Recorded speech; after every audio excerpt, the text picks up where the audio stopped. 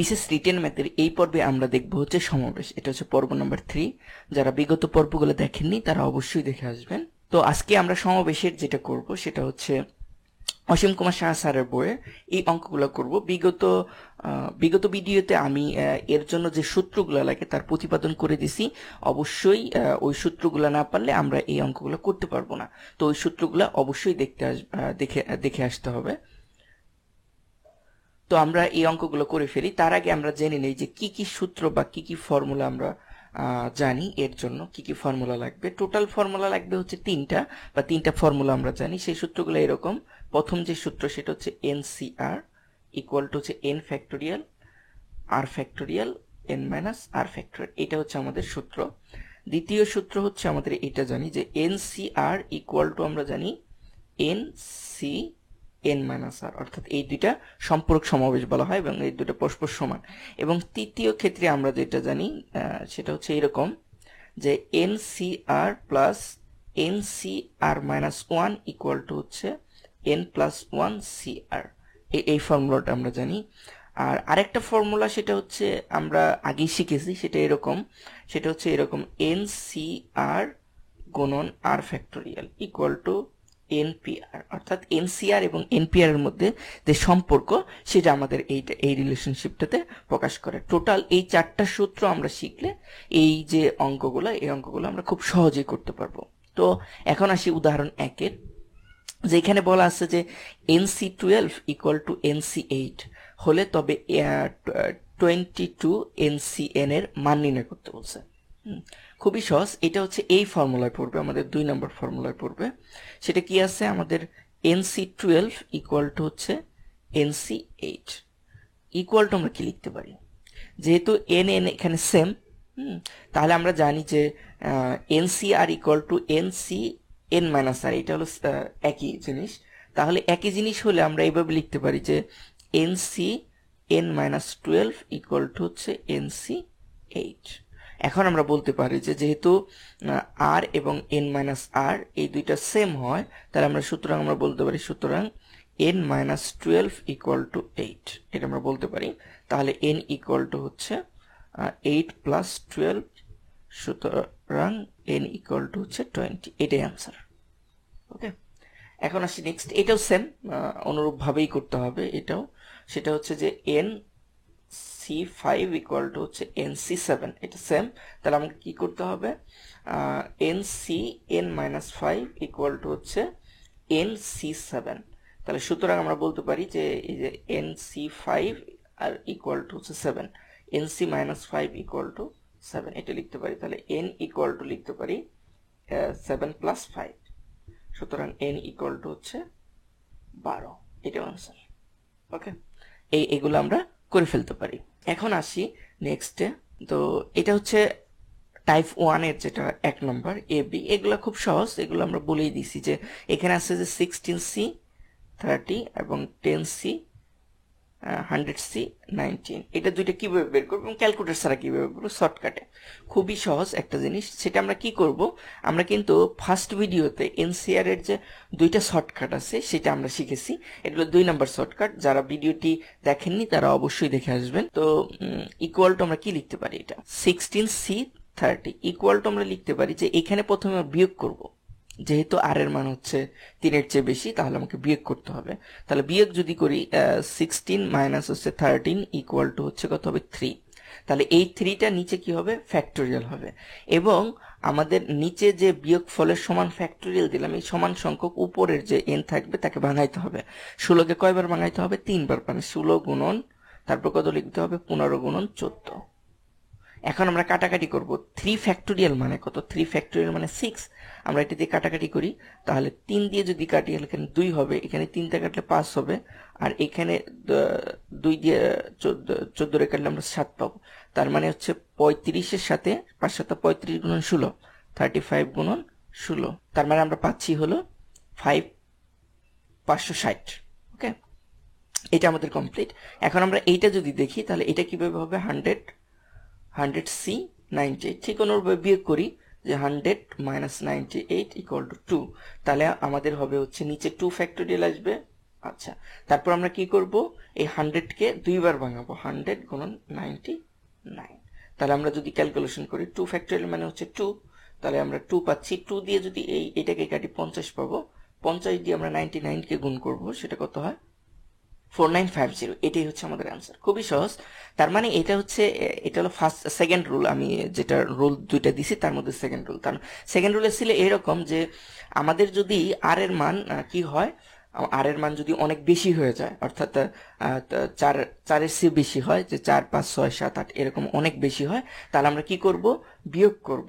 কোথা থেকে বিয়োগ করব, এন এবং আর এর বিয়োগফল নির্ণয় করব। তারপর বিয়োগফলটা নিচে আমরা ফ্যাক্টোরিয়াল করব, যে নিচে ফ্যাক্টোরিয়াল করছি 100 - 98 = 2, এটা আমরা ফ্যাক্টোরিয়াল করলাম 2 ফ্যাক্টোরিয়াল, এবং উপরে কে ওই সংখ্যক বার ভাঙাইতে হবে। 100 কে দুইবার ভাঙাইলে আমরা কি করতে পারি, 100 - 99। এটা একটা রুল ছিল। আরেকটা সূত্র এরকম ছিল, যদি আমরা এরকম হইতো যে 100C3, তাহলে আমরা কিভাবে নির্ণয় করতাম, তাহলে এটাকে যেহেতু 3 এর মধ্যে আছে, 1 থেকে 5 এর মধ্যে বা 1 থেকে 3 এর মধ্যে থাকলে আমরা নিচে সেই জিনিসটাই লিখবো আর এর মান, তার মানে 3 ফ্যাক্টোরিয়াল, এবং উপরে কে আমরা কি করব, 100 কে আমরা 3 বার ভাঙাবো, তাহলে 99 আর হচ্ছে 98। এখন এটাকে খুব ইজিলি ক্যালকুলেশন করা যাবে ক্যালকুলেটর ছাড়া। তো এইভাবে এনসিআর এর শর্টকাটগুলো বের করা হয়। এখন আসি নেক্সটে, যে আমাকে বলছে যে মান বের করতে হবে, এন এর মান বের করতে হবে। np3 = 2 গুণন nc4 হলে আমাদের কি করতে হবে, এন এর মান বের করতে হবে। তাহলে আমি এটা লিখে ফেলি, যে এরকম ছিল, np3 = হচ্ছে 2 গুণন nc4। এটাকে এইভাবে লেখা যায়। তাহলে আমরা হচ্ছে যে প্রথমে np3 এর সূত্র ফেলবো, তার মানে n ফ্যাক্টোরিয়াল ভাগ হচ্ছে, আমরা জানি npr এর সূত্র n - 3 ফ্যাক্টোরিয়াল। আমাদের যে npr এর সূত্র ছিল সেটা ফেলে দিলাম। npr এর সূত্রটা এরকম ছিল, npr = n factorial n - r factorial. তো সেটাই লিখলাম, n ফ্যাক্টোরিয়াল লিখলাম, আর আর হচ্ছে 3, n - 3 ফ্যাক্টোরিয়াল। তাহলে 2 গুণন, এখানে এনসিআর এর যেটা আমরা সূত্র জানি, যে n ফ্যাক্টোরিয়াল, তারপর হচ্ছে r ফ্যাক্টোরিয়াল, r হচ্ছে 4, আর n - r মানে 4 ফ্যাক্টোরিয়াল, এটা আমরা জানি, সূত্র ফেলে দিলাম। ইকুয়াল টু আমরা কি করতে পারি, এখান থেকে n ফ্যাক্টোরিয়াল চলে যায়, সহজ কথা। এখন আমরা আরেকটা কাজ করতে পারি, যেহেতু এখানে n - 3 ফ্যাক্টোরিয়াল আছে, তাহলে এটাকে কি করতে পারি, ফ্যাক্টোরিয়াল ভেতর থেকে বের করে নিয়ে আসতে পারি। ফ্যাক্টোরিয়াল ভেতর থেকে যদি আমরা বের করতে চাই, তাহলে কি করতে হবে, 1 বিয়োগ করতে হবে। তাহলে n - 3 আমরা ফ্যাক্টোরিয়াল ভিতর থেকে বের করে নিয়ে আসলাম, তাহলে ফ্যাক্টোরিয়াল ভেতর থেকে বের করে নিয়ে আসলে আমাকে 1 বিয়োগ করতে হবে, n - 3 সাথে 1 বিয়োগ করলে 4 হবে, তাহলে 4 ফ্যাক্টোরিয়াল। আর নিচে উপরে 1 থাকবে, আর গুণন 2, আর এখানে আমাদের যেটা আছে যে 1 4 ফ্যাক্টোরিয়াল, আর হচ্ছে n - 4 ফ্যাক্টোরিয়াল। তাহলে এই n - 4 ফ্যাক্টোরিয়াল চলে গেল, এখানে থাকতেছে আমাদের লাস্টে যেটা থাকবে 1, আর n - 3 = হচ্ছে 2, আর হচ্ছে গুণন হচ্ছে 1/4 ফ্যাক্টোরিয়াল।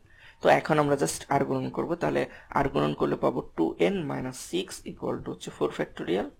তাহলে ইকুয়াল টু লেখা যাবে হচ্ছে 2n - 6 = 4 ফ্যাক্টোরিয়াল, মানে হচ্ছে যে 24। তাহলে সুতরাং আমরা বলতে পারি 2n = হচ্ছে 24 + 6 ইকুয়াল টু আমরা লিখতে পারি হচ্ছে 2n = 30। সুতরাং n = হচ্ছে 15, দুইটা ভাগ করে দিলাম, হয়ে গেল।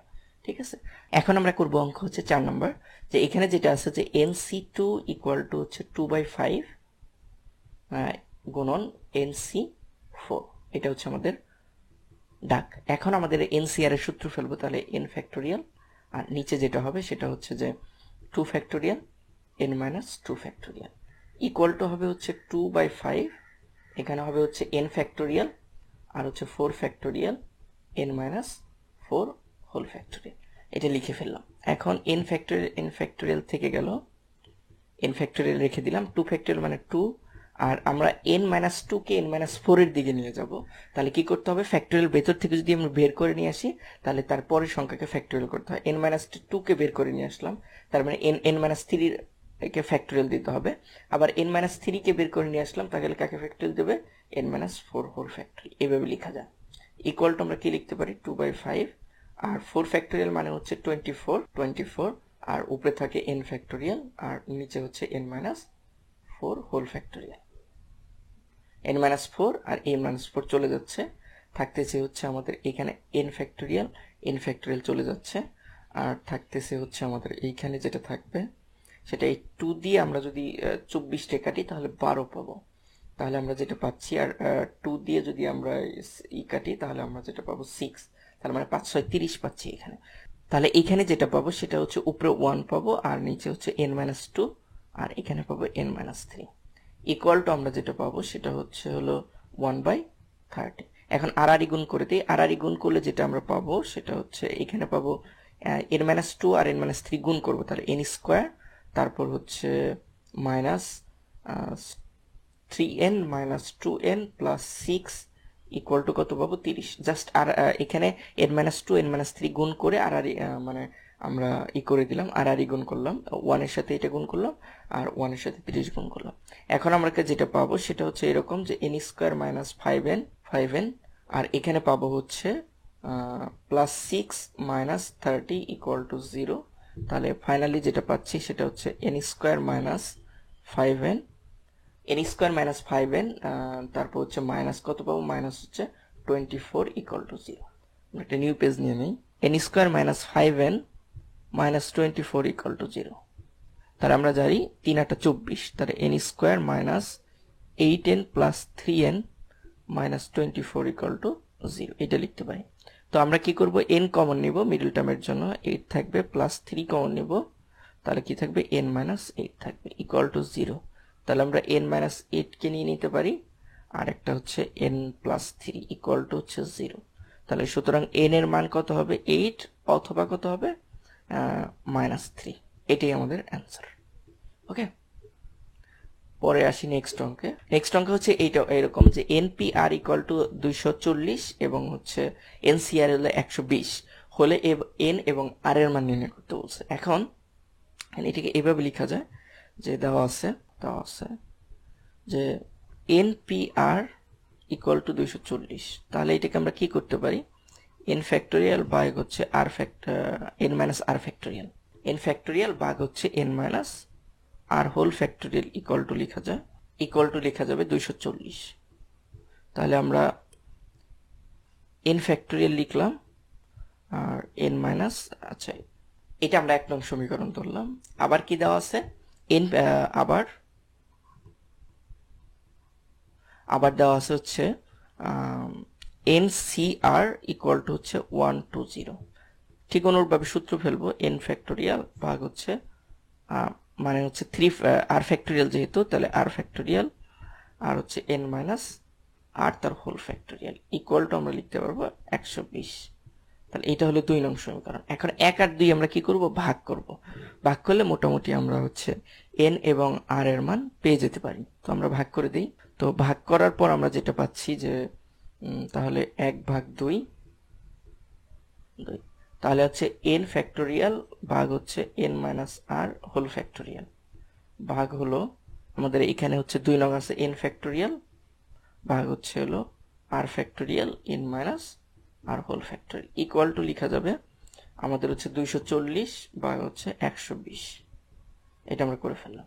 এখন এইখান থেকে n ফ্যাক্টোরিয়াল চলে যাবে, আর এখান থেকে থাকবে হচ্ছে n মাইনাস r ফ্যাক্টোরিয়াল, এখানেও n মাইনাস r ফ্যাক্টোরিয়াল চলে যাবে, তাহলে এই r ফ্যাক্টোরিয়াল উপরে চলে যাবে। তাহলে r ফ্যাক্টোরিয়াল ইকুয়াল টু আমরা লিখতে পারবো ফ্যাক্টোরিয়াল এটাকে যদি আমরা ভাগ করি তাহলে আমরা যেটা পাবো 0 0 চলে যাবে আর এটাতে গেলে 2 হবে, তার মানে হচ্ছে 2।